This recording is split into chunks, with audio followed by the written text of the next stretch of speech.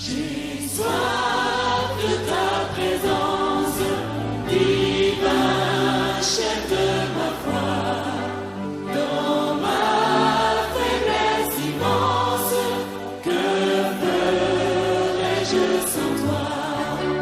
Chaque jour, à chaque heure, oh, j'ai besoin de toi. Viens, Jésus, et demeure auprès de moi.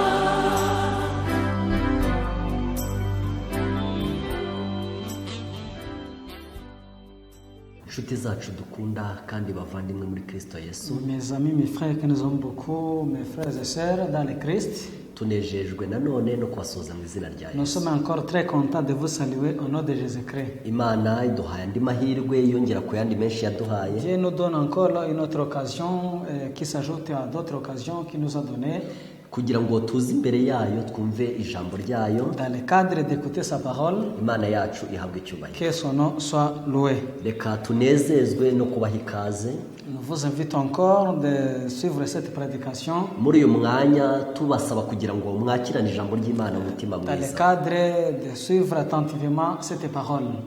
Tugiye kureba bya byigisho n'ubundi bishingiye ku buturo bwera. Nous allons continuer avec notre série de prédications concernant le sanctuaire. Murabizi yuko ubu twageze mu cyumba cy'ahera cyane duturutse Je mu pense rugo, que vous vous souvenez que nous sommes dans les lieux saints en venant du parvis. kandi mu cyumba cy'ahera cyane habaga isanduku y'ibihamya gusa. Et nous savons que dans les lieux très saints, comme nous sommes dans les lieux très saints, il y avait seulement l'arche du témoignage. Kimwe mu bintu bitatu byabaga mu isanduku y'ibihamya ni ibisate bibiri byanditseho amategeko L'une des y'Imana. trois choses qui était dans l'arche du témoignage, c'est la table de pierre, là où c'est écrit les commandements de Dieu. Ayo mategeko y'Imana niyo twatangiye kurebera hamwe, C'est ce commandement que nous avons commencé de voir ensemble. kandi icyigisho cya mbere cyayatangiye Et la première prédication, cyaravugaga ngo imiterere y'amategeko ça y'Imana. disait la nature des commandements de Dieu. Twababwiye ko tuzagenda tureba itegeko rimwe rimwe, Nous avons dit qu'on verra les commandements par commandement. ni nayo mpamvu muri uyu mwanya tugiye kureba itegeko rya C'est la mbere. raison pour laquelle à ce moment-ci, nous allons commencer au premier commandement. Reka twicishe bugufi maze dusenge. Prions d'abord.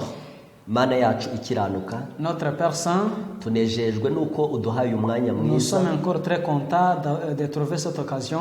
Tuzi neza ko witeguye kutubera umwigisha mukuru, Nous savons très bien que tu vas être notre guide. wadusezeraniye umwuka wera mu gihe tubumbuye ijambo Tu as ryawe. promis ton Esprit Saint pendant que nous serons avec ta parole.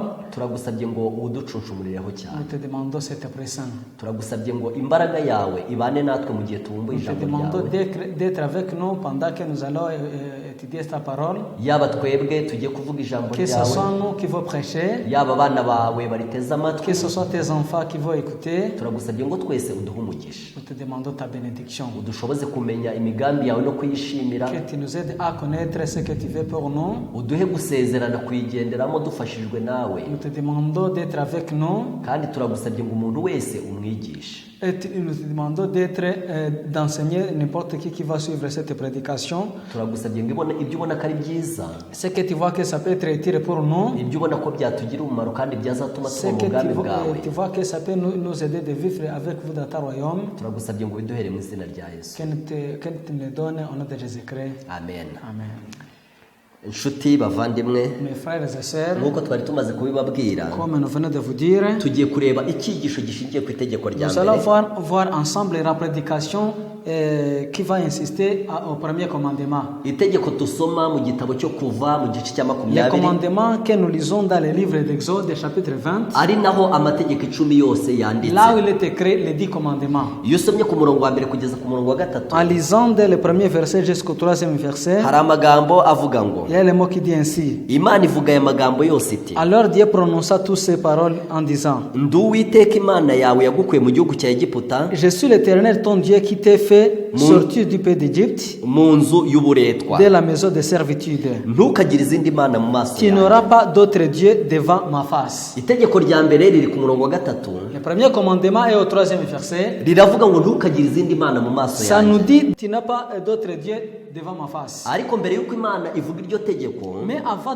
d'annoncer ce commandement, imana ibanza kwibutsa abisiraheli isano yabo Dieu nayo. rappelle premièrement la relation des Israélites avec Dieu. Ku murongo wa mbere n'uwa kabiri Au premier verset, deuxième verset, imana yaravuze iti ndi uwiteka imana yawe Dieu prononça ses paroles en disant: Je suis l'Éternel ton Dieu yagukuye mu gihugu cya egiputa qui t'a fait sortir du pays d'Égypte, mu nzu y'uburetwa. de la maison de servitude. icyatumye imana ibanza kubabwira ibyo bintu yabakoreye La raison de prononcer ça auparavant, yagira ngo ibereke yuko kuba ari yonyine bagomba kuramya il voulait leur montrer qu'il devrait prier Dieu seulement, bifite impamvu yumvikana. qui a la raison significative. ubundi abanyegiputa bari baragize imbata ubwoko bw'imana. D'habitude, les Égyptiens avaient colonisé le peuple de Dieu. kandi bavugaga yuko imana zabo arizo zabibabashishije. Et ils disaient que c'est leur Dieu qui leur a donné le pouvoir. mu gihe imana rero yabakuraga mu maboko z'imana y'abanyamahanga, Pendant que Dieu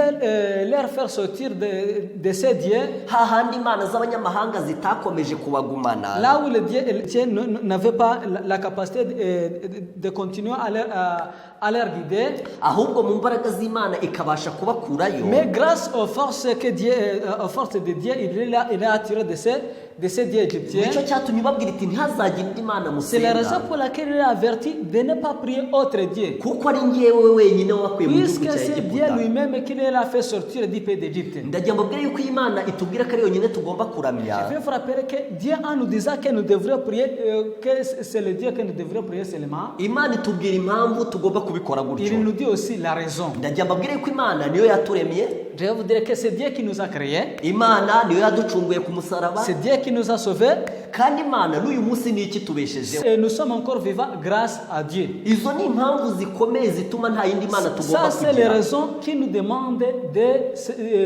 de s'unir à Dieu toujours. ndagira ngo mbabwire isomo ryanditse mu kuva Je vais vous dire la leçon qui se trouve dans le livre de l'Exode, mu gice cya 19 dans le chapitre 19, turasoma ku murongo wa gatatu tugeze uwa gatandatu. dès le 3e verset jusqu'au 6e verset. muri iri somo Dans cette leçon, nanone imana ibwira abisirayeli icyo yabakoreye aussi Dieu annonce aux Israélites ce qu'il a fait pour eux, kugira ngo ibumvishe impamvu ariyo yonyine bagomba kuramya.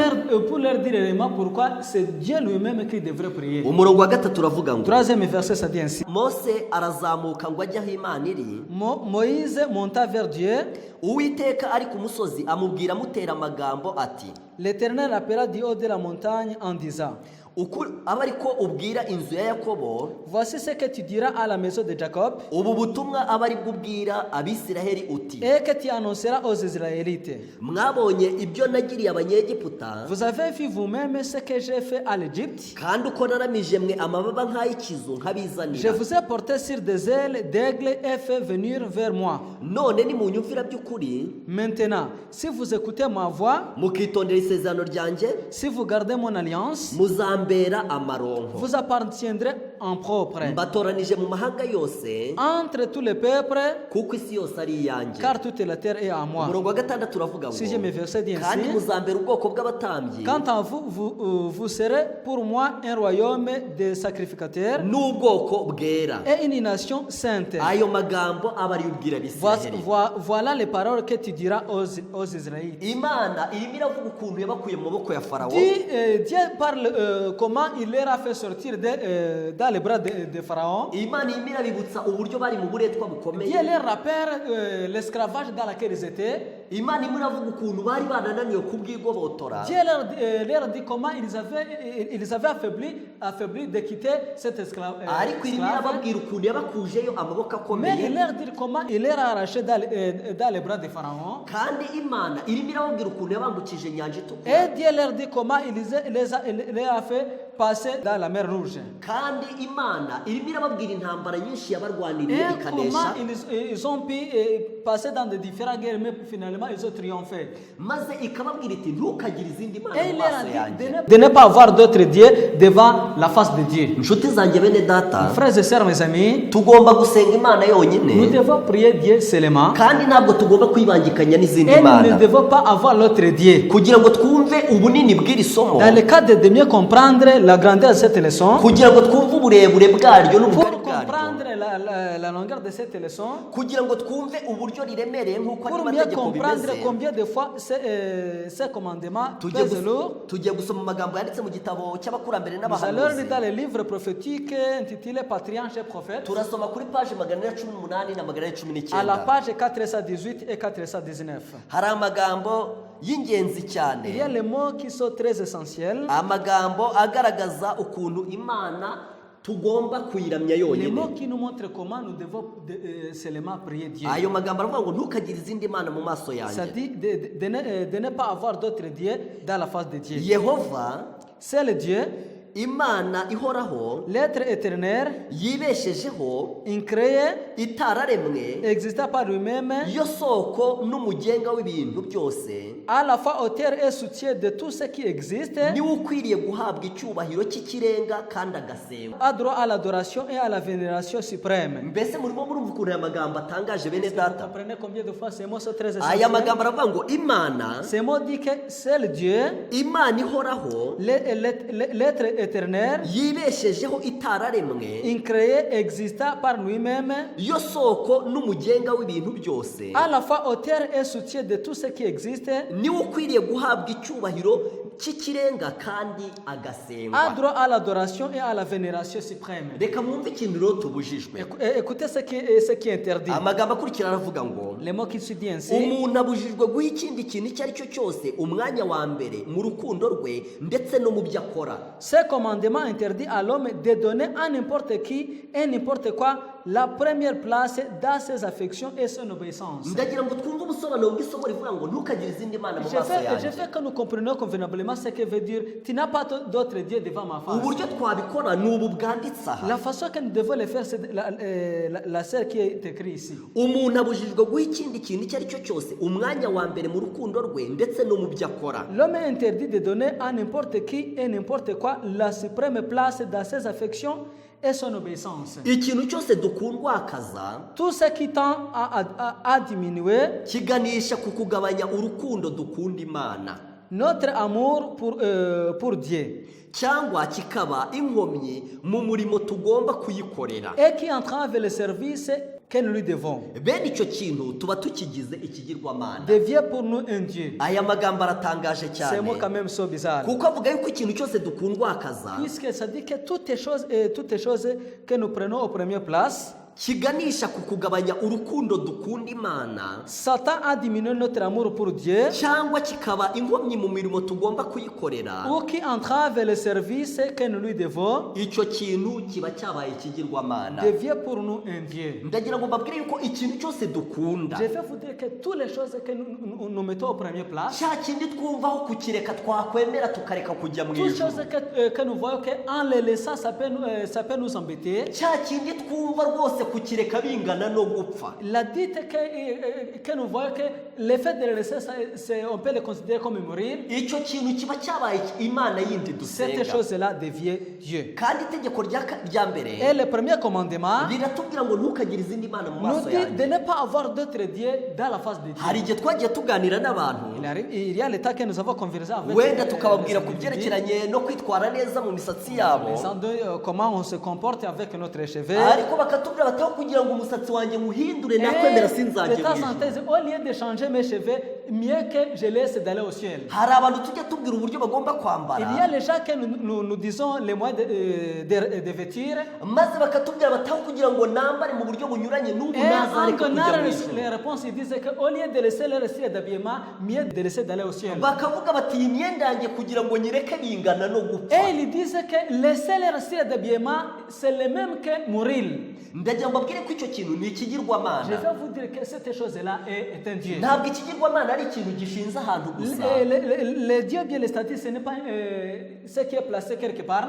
ahubwo nk'uko ijambo ry'Imana ribitubwiye, Par contre, comme la parole de Dieu vient de nous annoncer, ikintu cyose dukundwakaza toutes choses que nous admirons beaucoup, kiganisha ku kugabanya urukundo dukunda Imana cyangwa kikaba inkomyi mu murimo tugomba kuyikorera, tout ce qui tend à diminuer notre amour pour Dieu et qui entrave le service que nous lui devons, icyo kintu ni ikigirwamana. ça devient pour nous un Dieu. Imana yatubwiye yatubwiye ngo vient de nous annoncer umuntu abujijwe guha ikindi kintu icyo ari cyo cyose umwanya wa mbere mu rukundo rwe ndetse no mu byo akora. il est interdit à l'homme de donner à n'importe qui et n'importe quoi la première place dans ses affections et son obéissance. kandi impamvu twayibonye ituma tugomba guha Imana umwanya wa On mbere, a vu la raison qui nous fait de considérer Dieu aux premières places. Imana niyo yaturemye, C'est Dieu qui nous a créés, Imana niyo yaducunguye, c'est Dieu qui nous a sauvés. Imana niyo ikitubeshejeho uyu Et nous munsi. sommes encore vivants grâce à Dieu. Igihe Imana yabwiraga abisirayeli ko batagomba kugira indi Quand Dieu Mana, disant aux Israélites qu'ils ne devraient pas avoir l'autre Dieu, yababwiye uburyo yabakuye mu gihugu cya Egiputa mu maboko ya Farawo, il a dit comment il les a fait quitter dans les pays d'Égypte.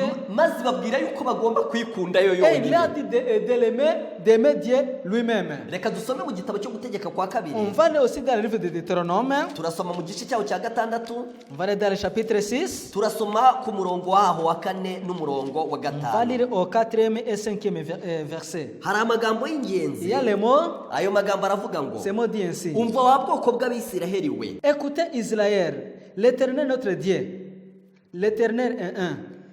umva wa bwoko bw'Abisiraheli we, Écoutez Israël, Uwiteka Imana yacu niwe Uwiteka wenyine. notre Dieu l'Éternel est un. Iri jambo ravuga ngo Uwiteka Imana yacu niwe Uwiteka C'est bon dit wenyine. que l'Éternel est un. Imana niyo ishobora kubaho y'iteka ryose C'est Dieu yonyine. qui peut exister toujours pour toujours. Umurongo wa 5 uravuga ngo, Le 5e verset dit ainsi. ukundisha Uwiteka Imana yawe umutima wawe wose Tu aimeras l'Éternel de ton Dieu de tout ton cœur, n'ubugingo bwawe bwose de toute ton âme n'imbaraga zawe et zose.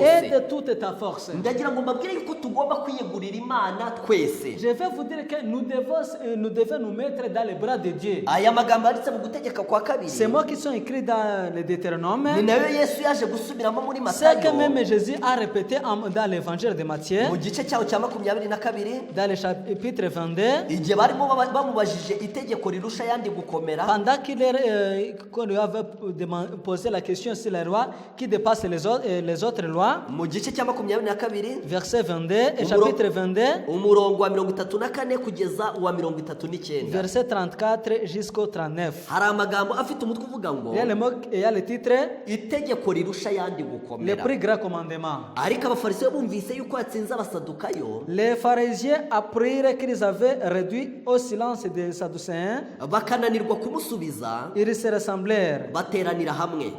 Ils se ressemblèrent. Umwe muri bo w'umwigisha amategeko Et l'un des docteurs amubaza amugerageza de ati, la loi lui posa cette question pour le mettre en épreuve. mwigisha, Maître, itegeko rikomeye mu mategeko ni quel est irihe? le grand commandement de la loi? Nawe aramusubiza ati, Jésus lui répondit, ukundisha Uwiteka Imana yawe umutima wawe wose tu aimeras le Seigneur ton Dieu n'ubugingo bwawe bwose de tout ton cœur, de toute ton âme n'ubwenge bwawe bwose. et de toute ta pensée. Aya masomo abiri C'est mbabwiye, dès le ce que nous venons, je viens de vous en iryo mu gutegeka kwa kabiri l'un de Deutéronome n'iryo muri et Matayo, l'autre de Matthieu. agaragaza yuko tutagomba kugira indi mana Ça nous muri dit que nous ne twebwe. devons pas avoir l'autre Dieu. Ariko ndagira ngo mbabwire yuko abantu benshi, Mais je vais vous dire que beaucoup de gens, abantu batari abapagani, les gens qui ne sont pas des païens, baba bafite izindi mana ils basenga. ont d'autres dieux qu'ils adorent. Abantu baba bafite izindi mana baramya.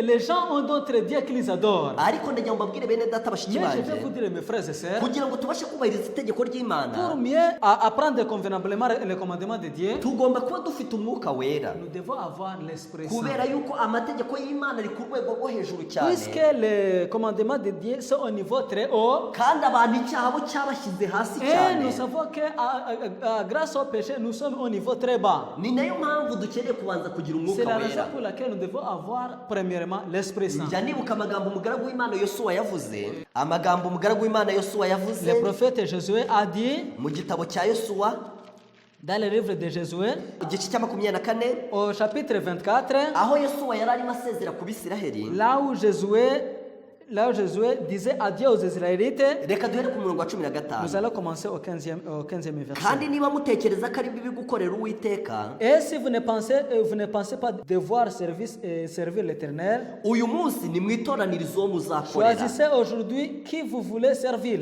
Niba arizo mana ba sogokuruza banyu Ou les bakoreraga dieux que servaient vos pères zo hakurya ya rwa ruzi, au-delà du fleuve, cyangwa imana z'Abamoni bene iki gihugu ou murimo, les dieux des Amoréens, dans les pays desquels vous habitez. ariko jye n'inzu yanjye Moi tuzakorera et ma Uwiteka. maison, nous servirons l'Éternel. Reka mwumve amagambo abisirayeli basubije. Laissez-nous entendre ce que les Israélites Abantu répondit. baramusubiza bati, Le peuple répondit en ces termes: kwimura Uwiteka ngo dukorere izindi mana biragatsindwa. loin de nous d'abandonner l'Éternel et de servir d'autres dieux. Kuko Uwiteka Imana yacu Car l'Éternel est notre Dieu. ariyo yadukuranye mu gihugu cya Egiputa na ba sogokuruza, C'est lui qui nous a fait monter du pays d'Égypte, de la maison de servitude, ikatuvana mu nzu y'uburetwa kandi igakora ibimenyetso bikomeye mu maso yacu. nous et nos pères. C'est lui qui a opéré sous nos yeux ces grands miracles et qui nous a gardés pendant toute la route que nous avons suivie et ikaturinda mu nzira yose no mu mahanga yose twanyuzemo. pendant toute la route que nous avons suivie et parmi tous les peuples au milieu desquels nous avons passé. Baravuga bati biragatsindwa Il gukorera dit izindi qu'il mana. n'oserait jamais adorer d'autres dieux. Bahita bavuga ibyiza Imana bakoreye ngo niyo yadukuye mu gihugu cya Egiputa, Ils ont répondu comment il y avait les bienfaits qu'ils avaient fait. niyo yatuyoboye mu nzira yose twanyuze. C'est Dieu seulement qui les a guidés dans tous les routes dans lesquelles ils ont Maze passé. baravuga bati ntabwo twakorera izindi Et ils mana. ont dit qu'ils ne peuvent rien opérer aux autres dieux. Ariko ndagira ngo mwumve amagambo Yosuwa yababwiye, Mais je vais vous dire les mots que Josué leur a amagambo dit. namwe nshaka Les kubabwira, mots que je veux aussi que vous pouvez capter. amagambo ari ku murongo wa Les 18. mots qui sont au verset 18. Imbere yacu Uwiteka yirukanye abo muri ayo mahanga yose, Il a chassé devant nous tous les peuples hamwe n'Abamoni bari batuye muri iki gihugu. et les Amoréens qui habitent ce pays. Nicyo gituma dukorera Uwiteka kuko ariyo mana yacu. Nous aussi nous servirons l'Éternel car il est notre Ariko Dieu. umurongo wa 19 Mais au uratangaje. verset 19, Yosuwa abwira abantu ati, Josué dit au peuple: ku bwanyu ntimubasha gukorera vous ne Uwiteka pourrez pas servir l'Éternel kuko ari Imana yera. car c'est un Dieu saint. Ndagira ngo mbabwire bene data, Je vais vous dire, mes frères et sœurs, nta muntu ushobora kwikuramo imbaraga zo kubahiriza amategeko y'Imana. personne ne peut obéir au commandement de Iki Dieu. ni nacyo cyatumye Yosuwa ababwira ati, ku bwanyu ntabwo Et c'est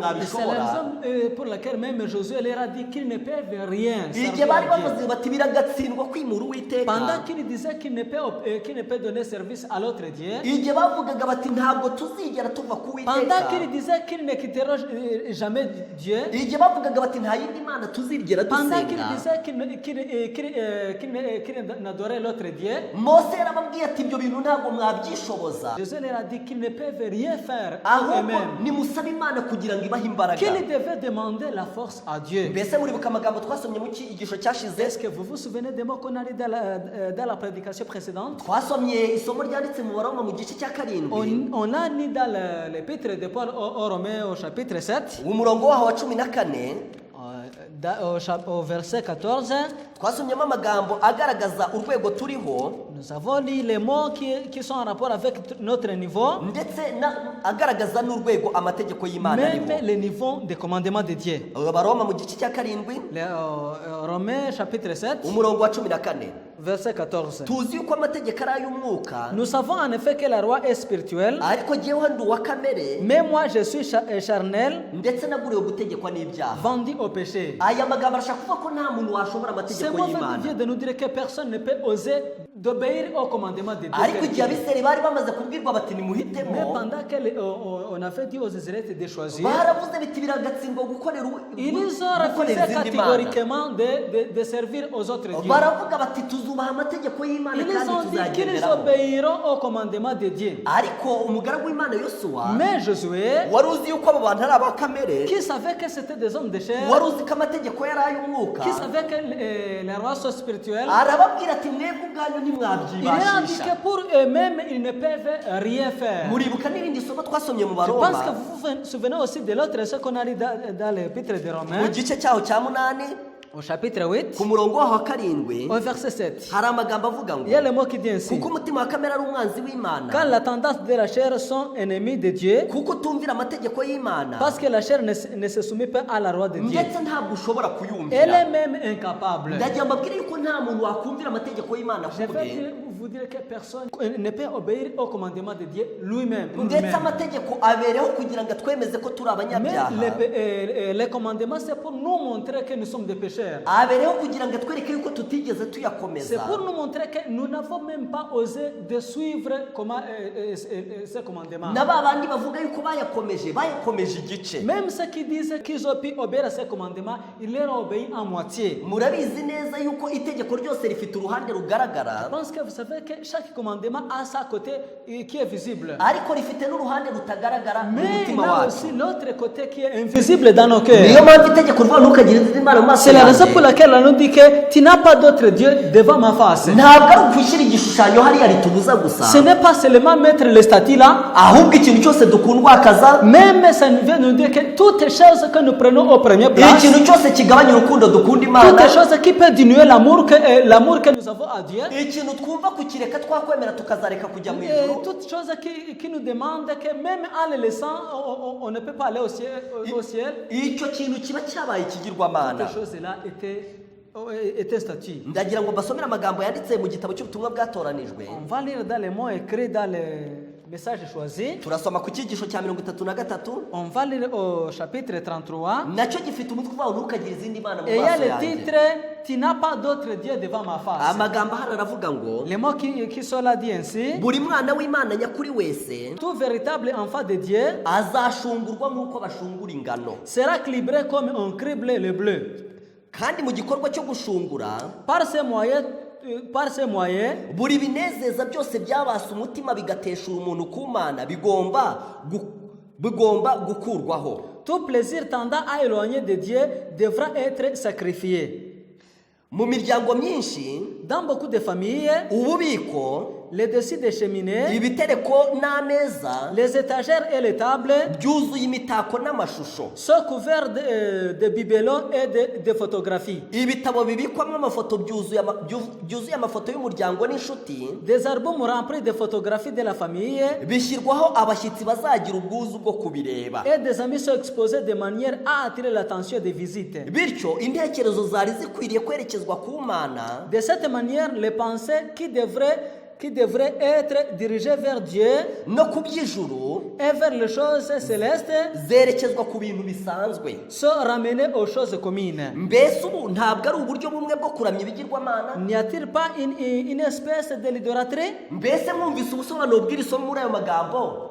Vu la signification de ces mots, mbese mwakumva itegeko rya mbere muryubahiriza? est-ce que vous êtes réellement en mesure d'obéir à ces ngaho commandements? nimurebe ibintu biri ku meza yanyu, Essayez de regarder ceux qui sont à votre table, imitako myinshi itandukanye, ceux qui sont partout dans votre maison, ibitabo birimo amafoto yanyu n'ay'inshuti zanyu, les albums là où il y a les photos de vos amis et même votre membre de famille. ibintu mushaka ko abantu bazajya bagera mu muryango bagahita Toutes les bareba. choses qui peuvent attirer les gens arriver dans votre maison. mbese ibyo bintu si ibigirwamana? Est-ce que ces choses-là ne sont pas des umuja idolâtries? w'imana yakomeje yandika Et la ngo prophète en continuant en disant: mbese amafaranga yabitanzweho est-ce que l'argent ainsi gaspillé ntiyari akwiriye gukoreshwa guhesha umugisha inyokomuntu, n'aurait pas dû être employé au service de l'humanité agahembura abababaye, pour soulager les infirmes, akambika abambaye ubusa, vêtir ceux qui sont nus kandi akagaburira abashonje? et nourrir les affamés? mbese ntiyari akwiriye gushyirwa mu mutungo w'imana N'aurait-il pas dû être placé dans le trésor de Dieu kugira ngo ateze imbere umurimo wayo kandi yubake ubwami bwayo mu isi? pour faire avancer sa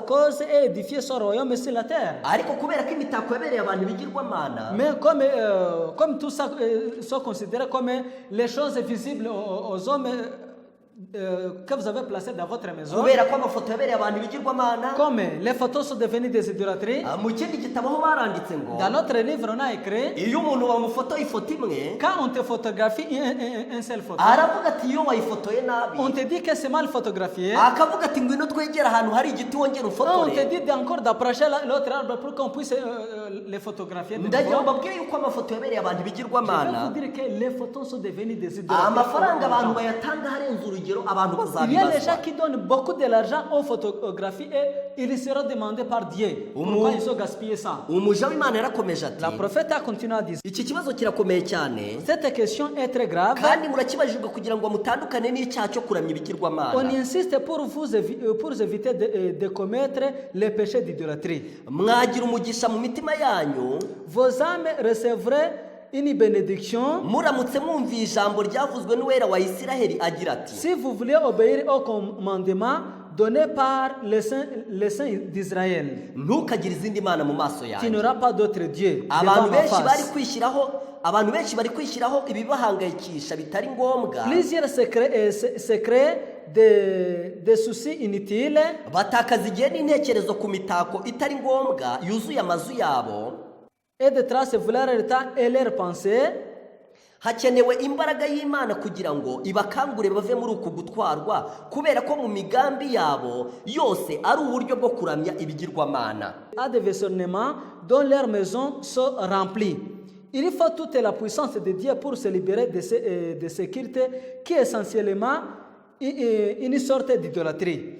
Bene data bavandimwe, Mes frères et sœurs, ibintu ijambo ry'Imana ryita ibigirwamana ni byinshi cyane. c'est que la parole de Dieu dit que ces idolâtries sont nombreuses. Abana twabyaye bashobora kutubera Nos ibigirwamana enfants peuvent être des idolâtries. igihe twabakunze urukundo rurenze ubwo dukunze Quand nous leur Imana. aimons, l'amour qui dépasse l'amour que nous aimons Dieu. Muribuka isomo twasomye mu gutegeka kwa kabiri Je pense que vous vous souvenez de la leçon que nous avons lue dans le Deutéronome, mu gice cya gatandatu ku murongo wa kane kugeza uwa au chapitre gatanu, 6, dès le 4e verset. ndetse twanarisomye mu butumwa bwiza bwa Yesu bwanditswe na Matayo On a même lu dans l'évangile de Jean, mu gice cya 22 umurongo wa 33 dans le kugeza chapitre 22, 38, 34 à 35. aho babajije Yesu itegeko rirusha ndi Là, on gukomera. a dit les commandements suprêmes des autres. Arababwira tukundisha Uwiteka Imana mu mutima wawe wose. Et il a dit d'aimer Dieu plus que d'autres dieux. Arababwira ati ukundishe Imana ubwenge bwawe bwose n'imbaraga zawe Qu'on zose. devrait aimer Dieu avec toute ton intelligence. Ndetse arababwira ati ikintu cyose abantu bakunda ni icyaha. Et il a dit que toutes les choses que nous aimons, c'est à cause du péché. Ndagira ngo mwumve uko umuja w'Imana yasoje aya magambo. Je vais vous dire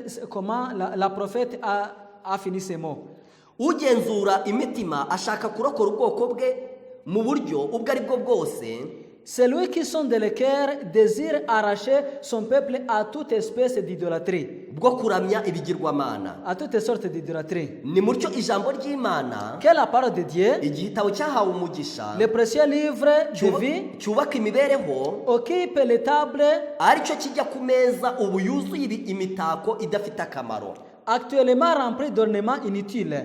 Nimukoresha amafaranga yanyu Employez votre argent mugura ibitabo bizifashishwa mu kumurikira ubwenge ku byerekeye ukuri kw'iki gihe. à acheter des livres capables d'éclairer les esprits concernant la vérité présente. Igihe mutakaza mwimura kandi muhanagura imitako y'ubwoko bwinshi, Le temps que vous passez à déplacer et à épousseter les innombrables ornements yo mu mazu yanyu, que vous possédez, nimugikoreshe mwandikira inshuti zanyu imirongo mike. employez-les à écrire quelques mots à vos amis Mwohereze impano cyangwa udutabo duto ku muntu waba utazi ukuri. et à envoyer des journaux, des brochures ou des petits livres à des personnes qui ne connaissent pas la vérité. Nimufate ijambo ry'Imana nk'ubutunzi bw'ubwenge n'urukundo bitagira iherezo. Saisissez la parole du Seigneur comme un trésor de sagesse infinie et d'amour. Iki ni igitabo cyerekana inzira igana mu ijuru, C'est le guide qui vous indique le chemin conduisant au ciel. kitwereka umukiza ubabarira ibyaha, Il vous montre le Seigneur qui pardonne les péchés kitubwira kiti et vous dit,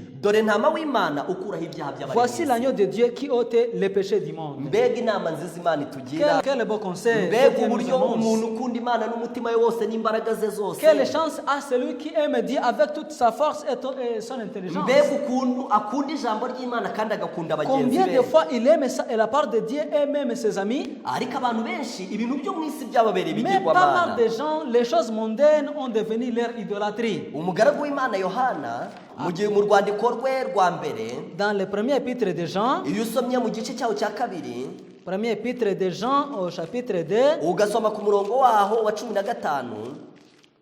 premier épître de Jean, umurongo wa 15, igice cya kabiri umurongo wa 15, chapitre 2, verset 15, haravuga ngo ntimugakunde iby'isi cyangwa ibiri mu isi. n'aimez pas le monde ni ce qui est dans le monde. umuntu ntakunda iby'isi gukunda data wa twese ntikuba kuri Si muri quelqu'un we. aime le monde, l'amour du Père n'est pas en lui. umuntu ukunda iby'isi Celui qui aime les choses mondaines, kuko umuntu afite umutima umwe puisque l'homme a un seul cœur, kandi uwo mutima agomba kuwuha imana, et il doit donner ce cœur à Dieu. niko byanditse mu gitabo cy'imigani. C'est ce qui est écrit même dans le livre des haravuga Proverbes. ngo mwana wanjye mu mutima Il te wawe. dit que mon enfant, donne-moi mon cœur. iri somo ryo riravuga ngo Cette leçon dit, ntimugakunde iby'isi cyangwa ibiri mu isi. n'aimez pas le monde ni ce qui est dans le monde. umuntu ntakunda iby'isi gukunda data wa twese ntikuba kuri Si muri quelqu'un we. aime le monde, l'amour du Père n'est pas en lui. kandi ibyo bintu by'isi abakunze biba byamubereye imana Et ces asenga. choses mondaines, ça devient les idolâtries. igihe yesu nawe yigishaga ku musozi w'umugisha, Même Jésus, en prêchant, est assis sur la montagne, mu gice cya gatandatu cya matayo dans le chapitre 6 de l'évangile de Matthieu, ku murongo waho wa 24 au verset 24, hari amagambo avuga ngo il y a le mot qui dit ainsi: ntawe ukeza abami babiri, Nul ne peut servir deux maîtres, kuko yakwanga umwe agakunda undi, car ou il haïra l'un et aimera l'autre, cyangwa yaguma kuri umwe agasuzugura undi. ou il s'attachera en l'un et méprisera l'autre. ntimubasha gukorera imana Vous ne n'ubutunzi. pouvez servir Dieu et Mammon. mbese n'iki uyu munsi cyakubereye ikigirwamana? Quelle est ton idolâtrie aujourd'hui? mbese ni amafaranga utunze yakubera Est-ce que ibigirwamana? c'est de l'argent que tu en as? mbese ni abana wabyaye bakubera Est-ce que c'est ikigirwamana? tes enfants? mbese ni umugabo wawe wumva igihe yaba atariho nawe wamera Est-ce que c'est ton nk'uko mari? ndagira ngo umbwire yuko umwanya w'imana nta kindi kigomba Je kuwufata. vais te dire que la place de Dieu ne doit pas être